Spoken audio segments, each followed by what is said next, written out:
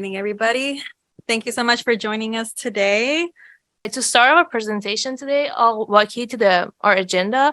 So it starts with the research statement, research goal and questions, the terms, and then we'll do a case study about the Inland Empire and its demographics and population, jobs and wages, the travel data, modes of transportation, and housing plus transportation cost burdens. And then we'll do a quick data recap, our current policies and takeaways, and then lastly, our next steps.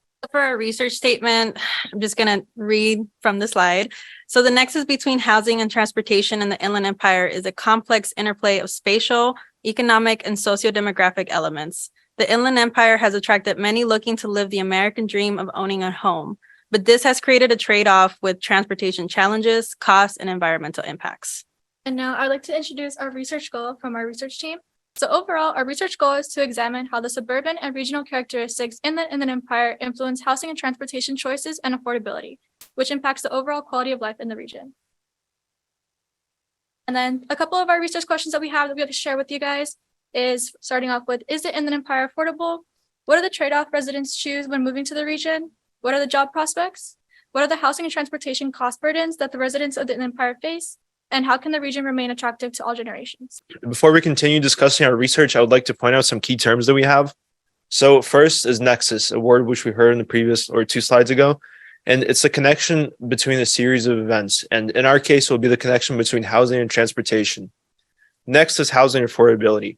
Basically, housing affordability is a house is affordable if less than 30% of one's income is used towards the housing.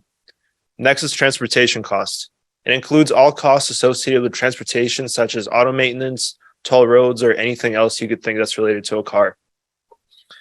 Next is quality jobs. A quality job could be defined as a job that's well-paying, that has career opportunities, and that takes up reasonable time and has reasonable working conditions. Affordability. Affordability may be different for some people than others. In our definition, affordability is when something can be paid off without financial burden or excessive debt. Next is accessibility. In our minds, it's the equitable access to transport, housing, jobs, and amenities. And finally, VMT, which is vehicle miles traveled. It defines the miles that vehicles travel, and it's a measure introduced by SB 743, which I will be discussing later on. Okay. So the first data we collected about the Inland Empire is the age range in 2 counties of San Bernardino and Riverside. So as of 2021, the age range in these 2 counties is relatively young, and also the median age is between 30 to 40 years. So next we'll look at the race and the ethnicity of this region. About the race and ethnicity in these 2 counties of the Inland Empire. The data shows that the majority of the population is predominantly Hispanic and Latino. So now we'll look at the projections of the population growth and the housing.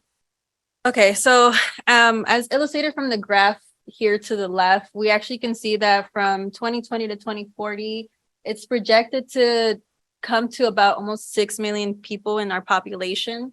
So the growth is just pretty exponential. Looking at the current and projected number of housing units, we actually can see that the current housing units is about 868,000, where the average household size is 3.2. The projected to increase over the next decade is 167,000 homes, where the total projected units by 2029 is about 1 million homes. In San Bernardino County, we can see that the current housing units is 742,000 with the average household size of 3.2. The projected to increase over the next decade at 138,000, with the total projected units by 2029 of 880,000 homes be built by then. Next slide. And then here, we can actually see that in the totals, this 14% was supposed to be over here for San Diego metropolitan area. This 10.3 was supposed to be in totals for the Long Beach, Los Angeles, Long Beach, Anaheim metropolitan area. And this one we're identifying as the Inland Empire, Riverside, San Bernardino, Ontario, with a 9.9% in the total. This is the migration patterns, so the geographic mobility within the Southern California. And even though San Diego looks to be the highest in total, but when we look at from different counties, this 2 is supposed to be here and this other 2 here.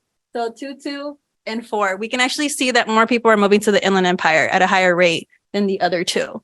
And that's kind of like we wanted to focus on those smaller numbers, because if we look at just the bigger numbers, then, you know, the Inland Empire gets a little lost. So next slide, please. And then just kind of going into a little bit of a data recap of the Inland Empire as well as their housing affordability. So a couple quick facts. So the Inland Empire is actually the 5th fastest growing region in California. And then of the top 5 fastest growing cities in the region, 4 located in the Inland Empire, as well as 3 within the Riverside County. And due to this, the rising demand of housing has driven up rent prices significantly in the Inland Empire. And then the Affordable Housing Needs report is actually going to be the foundation for our upcoming slides. So please pay close attention to the hourly income needed for this. So according to the report, Riverside County has an average monthly rent of about $1,900, and the hourly income needed to sustain this is about $34. As well as San Bernardino County has an average rent of $1,800, as also about the same hourly income needed around $34, which is approximately 2.3 times the California minimum wage. So going into the next slide. All right, cool. So kind of diving into the next MSAs of, again, previously mentioned Los Angeles, Long Beach, Anaheim. So we're looking particularly into the jobs and wages of this MSA. So again, based off of the Affordable Needs Assessment Report, we're going to go into the legend down here, color coding everything to make it easier to see. Based off of the income needed, so we have green in the $34 plus an hour range. Blue is almost meets the income needed at $29 plus an hour. Orange is close but not close enough to meet the income needed at $25 an hour. And the salmon color pink is the income that is far from income needed from $25 an hour. So then highlighting onto the top 5 industries that we have up there, they're the ones that are far from meeting the income needed, but they are the ones that provide most of the jobs in the region. And going into the pie chart right here on top, you can kind of see the differentiations in the percentages. So according to this pie chart, 61.1% of the jobs in the Los Angeles, Long Beach, Anaheim MSA are the ones that are far from meeting the income needed, as well as the 25.8% illustrates the jobs that actually do pay the income needed to sustain the average monthly rent in the Inland Empire. So kind of going into the top 5 industries, we actually snuck in a good job up there right on top, so the business and finance operations. But again, we do see that most of the jobs provided in the San Diego Carlsbad area are the ones that are far from meeting the income needed. But we do see a little bit of a decrease in those jobs at 58.8% right here on top, so the pink area. But we do also see an increase in the jobs that actually do provide the income needed at 26.3%. And then moving into our next slide, we have our own Riverside, San Bernardino, and Ontario MSA. Again, looking at the top 5 industries, we do see that there's an influx of jobs that are far from meeting the income needed in our region at a staggering 70.5%. So again, higher than all the other MSAs. And unfortunately, we do see a significant decrease in the jobs that actually do provide the income needed at 9.4%. And with that, I would like to say that we can assume that the Inland Empire residents face trials of finding quality jobs in our region, which may force them to look beyond our region, although that may cause a longer commute. Next slide.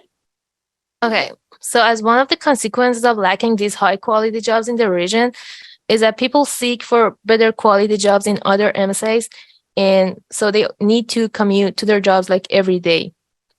So as we can see here in the very first row of our table, we can see that the 73% of the populations in Riverside, San Bernardino, and Ontario metropolitan area drive alone, and which is like at a higher rate than the other 2 metropolitan areas. And also, as Jordan just mentioned, since the major occupations in the Los Angeles and San Diego MSAs are offices and admin supports, so they're more capable of working remotely than the labor and retail jobs in the Inland Empire. So as we can see here in the graph, we can visualize the difference between the travel modes in each MSAs. So there's like a gap, and we can see like how much people are driving alone in the Inland Empire than the other two. And going to the next slide, we can dig deeper in the major cities in these three MSAs. And even here is pretty clear that the three major cities in the Inland Empire, which are the Riverside, San Bernardino, and Ontario, people are driving alone at a higher rate than the other cities in other metropolitan areas. So now looking at just like what is this relative to time, we look at the average commute time by MSA, and we can actually see just immediately that the Inland Empire is already the highest at commute time at 32 minutes. Next slide, please.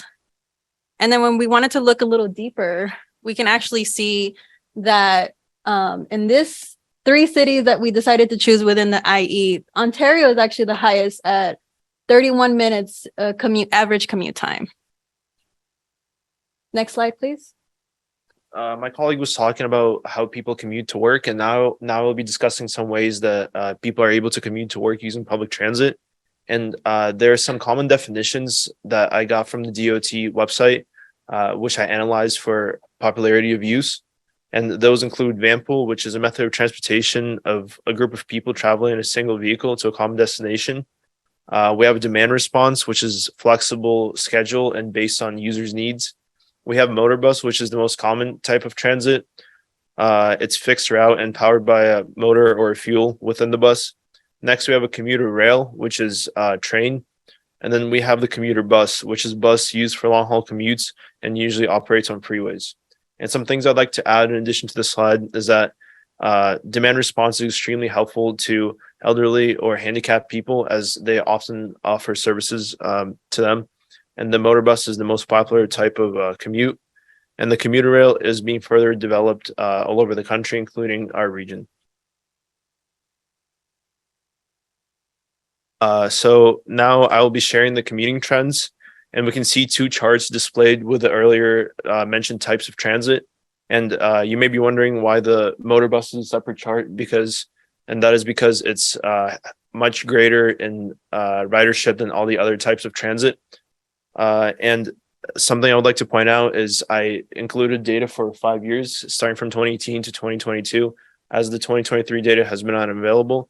And we can see a steady trend of decline up until COVID, and a positive trend that we hope will continue into 2023. I put down the percentage breakdowns of types of transit used in our region. And I got this information from the Department of Transportation and the San Bernardino County. And as we can see, motor bus is by far the most popular type of commute, followed by the San Bernardino commuter rail line.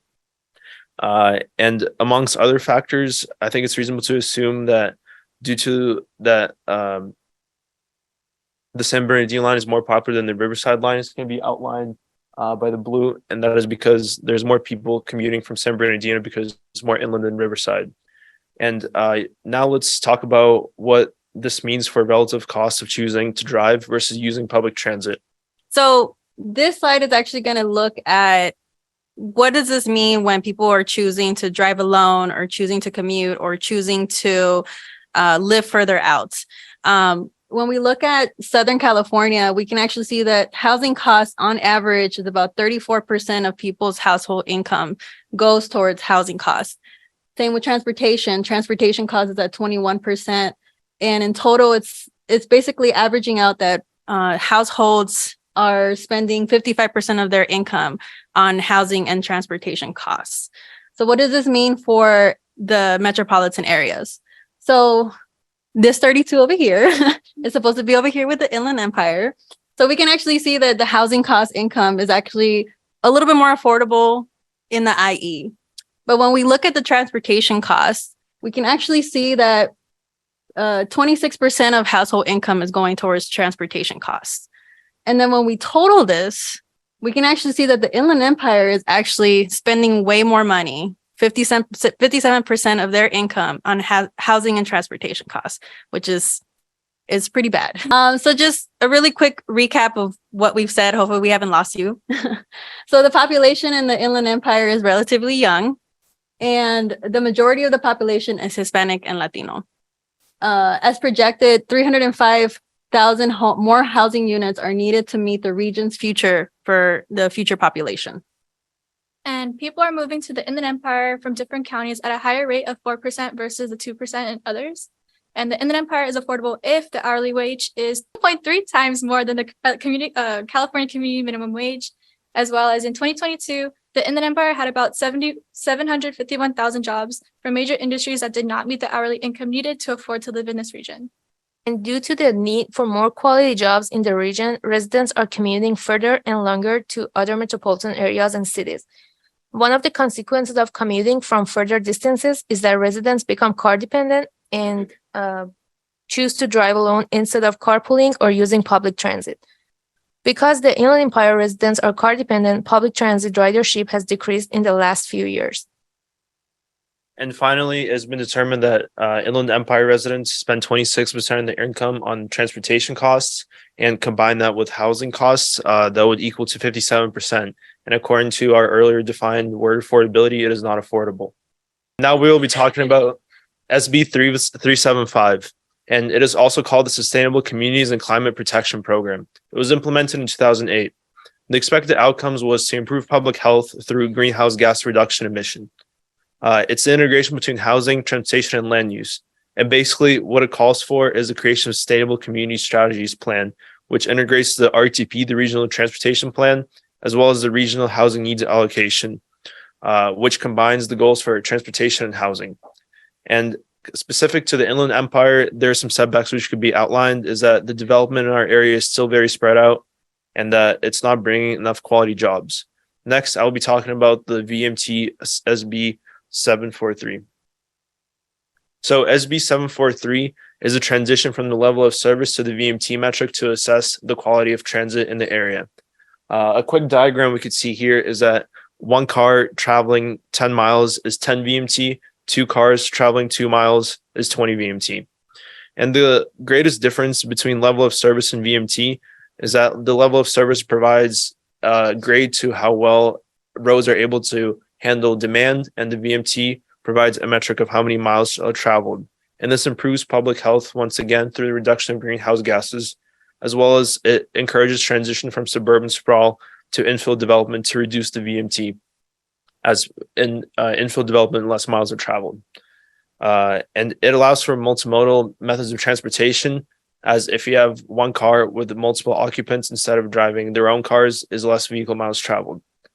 And the Nexus connection to this presentation is that VMT changes patterns in developments and commute. And then an issue related specific to the Inland Empire is that development patterns have created a necessity to drive more. And this will be difficult to overcome without a large financial investment and reconceptualization of the region. And to summarize the previous slide and this slide, I would like to point out some similarities between the two policies and some differences. Similarities would include that they both emphasize greenhouse gas reduction for a cleaner climate, and in a way that both promote sustainability through mixed-use development and less dependence on vehicles. And some notable differences is that SB 743 is assessment of transportation impacts, while SB 375 is focusing on integrating land use and transportation.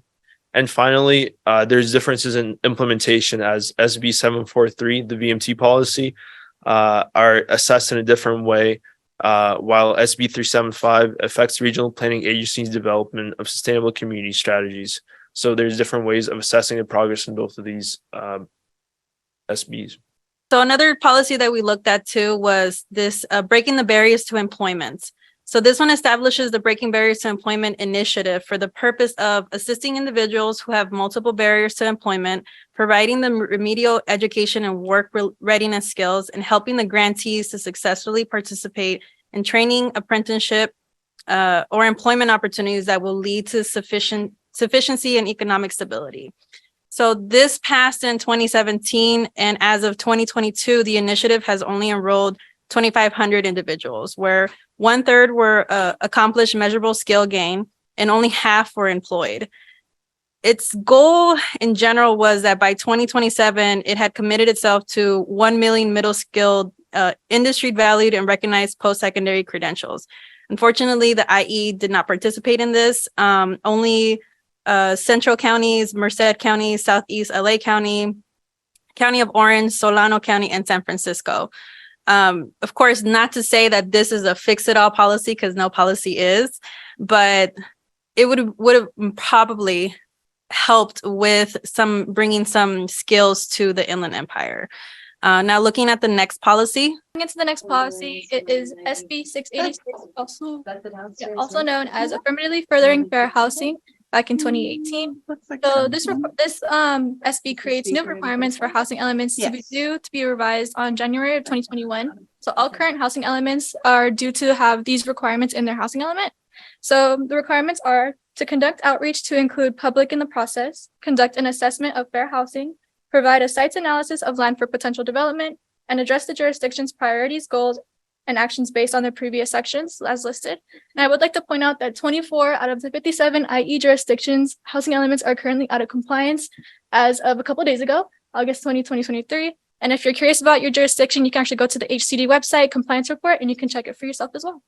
And for our next policy, in 2019, Governor Gavin Newsom passed an executive order to streamline housing development, and it created 3 sets of policies, SB 561 and AB 2233, which codify and build upon the success of the Access Land for Affordable Housing program, and the AB 2592 requires DGS to prepare a report to legislature on a streamlined plan to transition underutilized multi-story state buildings into housing.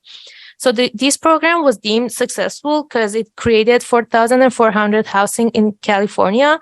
And as we can see here on the right, the Riverside City took advantage of the executive order, and they chose a location within an opportunity zone and qualified census tract. But however, the Riverside City was the only city in the Inland Empire that took advantage of this opportunity. And next slide, please. And going to our takeaways, the housing and transportation costs tend to increase the further you move away from the central areas. Next, the Inland Empire is falling behind in housing jobs and transportation services and options. And bringing quality jobs to where people live in the region is just as essential as bringing houses to jobs. And then we also noticed that the region needs to capture more state and federal funding or programs to address these challenges that the residents face. And we also believe that the regional leaders must work together to foster alternative futures for our region. And then, of course, despite the Inland Empire's current state, we believe that the future is bright. So here are the next steps for our research challenge. Develop data dashboard and GIS maps to understand the spatial development of the IE, transportation, housing, and employment centers. Also conduct a qualitative survey analysis of residents and aspiring professionals living in the region to better understand the trade-offs IE residents face in their transportation, housing choices, and what needs to be done for them to stay in the region, as well as conference presentations and publications.